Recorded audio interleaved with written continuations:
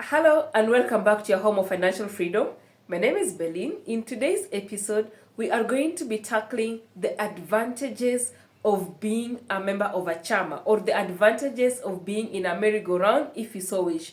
Now, in the previous video, we discussed the different types of chamas that we have. We said a chama is a collective group of people that come together to pool their resources to meet a specific objective. And then we also went ahead and discussed the different types of chamas. We talked about the table banking chamas. We talked about merry-go-round. We talked about hybrid chamas, which is a mix of different chamas and so on, right? Now, in today's episode, we are going to be exploring the advantages of these chamas and the disadvantages, if any.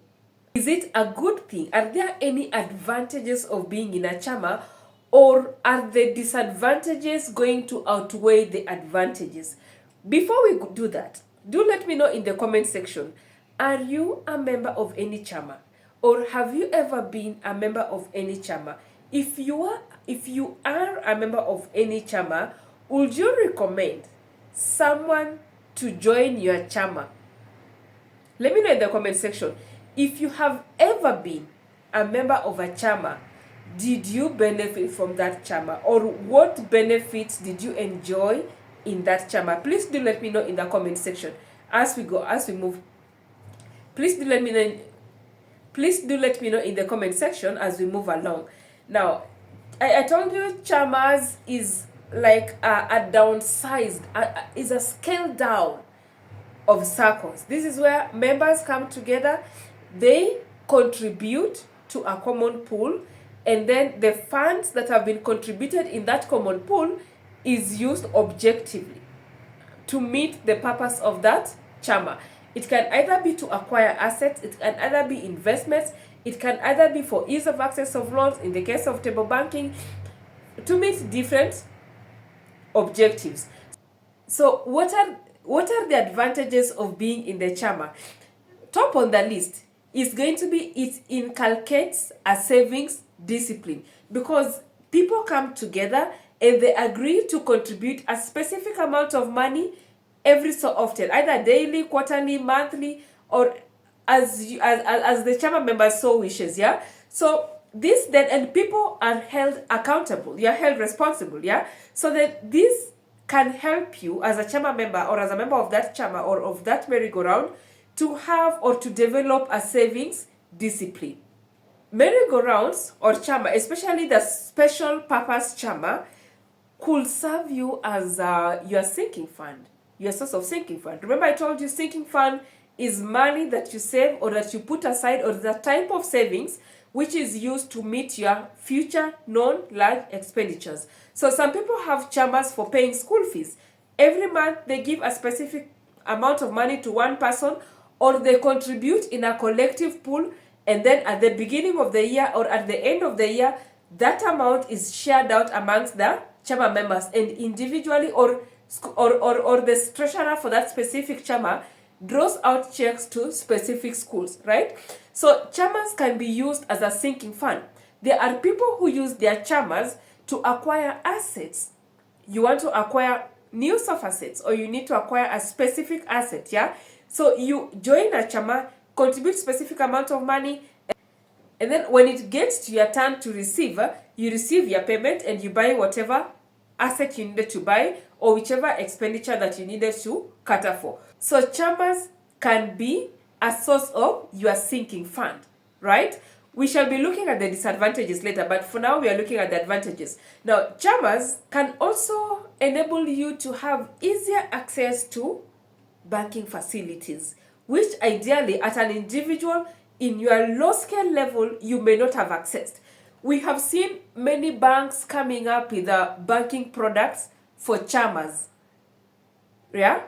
Bank products for chamas, be it loans or be it savings, right? We have also seen MMFs come up with chama products. An example of one such is Etica MMF, which has a chama product where the chama members can save in an MMF. So if in the case of the chama that was saving for school fees, rather than giving somebody, an individual, your money, or different people your money to return to you at the end of the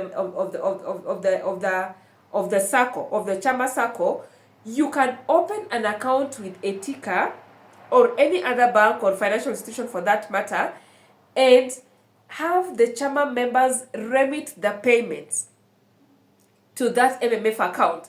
Now, the advantage of that is that it will be earning you some interest during that year. Now, come year end, you'll not only be receiving your 120,000, assuming you are contributing 10K monthly, each Chama members is contributing 10K monthly, you will not only be receiving your 120,000 shillings being your main contributions, but you'll be receiving plus the interest you'll have earned in your Etica MMF account. So being a member of a Chama can enable you to gain access to certain banking products, right? Chamas can enable you to get easy access to loans, credit facilities. Although more often than not, the table bankings have a higher interest rates than what you'll be having in your circles, which is, like I told you, it's a work type of a Chama. Another advantage that you can enjoy from a Chama or from being a member of a Chama is investment diversification, especially if you're in a Chama where the objective is to invest. Remember, at an individual level, you can only contribute or save as much. But when you join hands together with other people, your friends, your colleagues, you can be in a position to save more than you'd have saved individually. You can be in a position to acquire assets at a faster rate than you'd have acquired them had you been alone. Why? Due to economy of scale.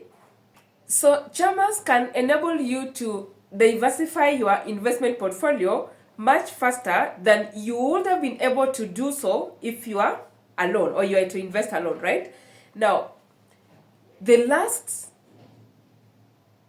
advantage of Chama, which will be my main motivation to join any Chama, is it's a source of social capital. A source of social capital. And a social capital is an investment that you can't attach a value to it, but it is quite important for everybody to have social capital investments. Now, are there any disadvantages to being in a Chama? Some Chamas may lack liquidity in the sense that, remember, if it's a merry-go-round, yeah, you give somebody money, the next month you give somebody else money, you give somebody else money. Now, if you're number 12 or in position 12 of a 12 months Chama, it means that from month 1 to month 11, you'll be giving different people money, right? And in month 12, when it is your turn, now the people you had been giving money will now be giving you back the same amount you have been giving them. In other words, from month 1 to month 11, you will be lending money to different people only for them to pay you back in month 12. That's what Chama is, yeah? Merry-go-round is ideally is lending people money, yeah? So what happens if you need money in month 7?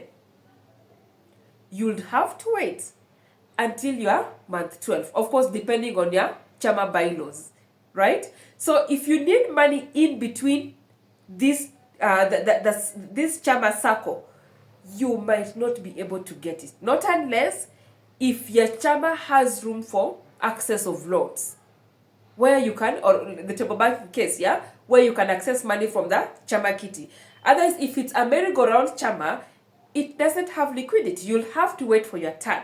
Now, when it gets to your turn to receive the monies, it could also predispose you to certain losses, right? I was in a certain Chama where it's of course after I had exited, members contributed, and then in between the Chama, in between the circle, the treasurer unfortunately died suddenly. Now, luckily, this Chama was a merry-go-round where at the end of each month, every member will be given their payments. Yeah, they will all contribute, and then funds will be given to an individual. Now, can you picture a scenario where this treasurer was the sole custodian of this Chama money, and the funds are held in her account, and then she dies, what will happen to your money? Of course, your guess is as good as mine, yeah? But you'll have to go through the court process, the administration process for you to gain access to your money. So Chamas could predispose you to that. However, there are ways to mitigate such risks. For instance, you can open a joint account for joint custody where the mandate is any 2 or 3 to sign in a manner that even if one person is away, the rest of the Chama members can still gain access to their monies. Or if one person, God forbid, is taken away, is called home, or crosses over, the rest of the Chama people can still access their money. Another disadvantage of Chamas could be, or is, especially where it's a merry-go-round that you give different people money, is loss of value due to inflation.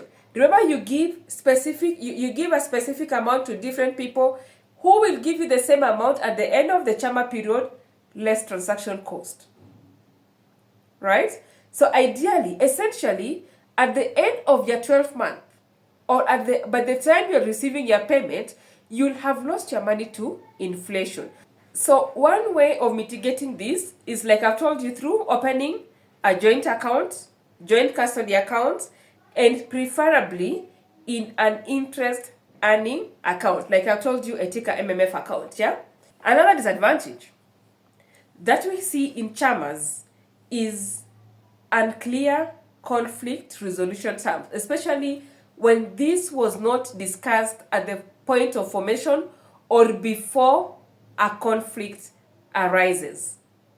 So how do you mitigate that? Of course, by coming up with clear bylaws on how to go about or how to mitigate different conflicts, or how to go about different scenarios that the Chama could be exposed to during conduct of its activities. Like I'd asked, are you in any Chama? Please let me know in the comment section what your experience with your Chama has been like. I'll also share mine in the comment section. And if you think you'll consider joining a Chama or a merry-go-round, right? But if you choose to join one, please be cautious of the risks or the disadvantages that I've shared with you, and make sure that you're able to mitigate them, right? My name is Berlin. Thank you for joining me in your home of financial freedom. Let's meet in the next video.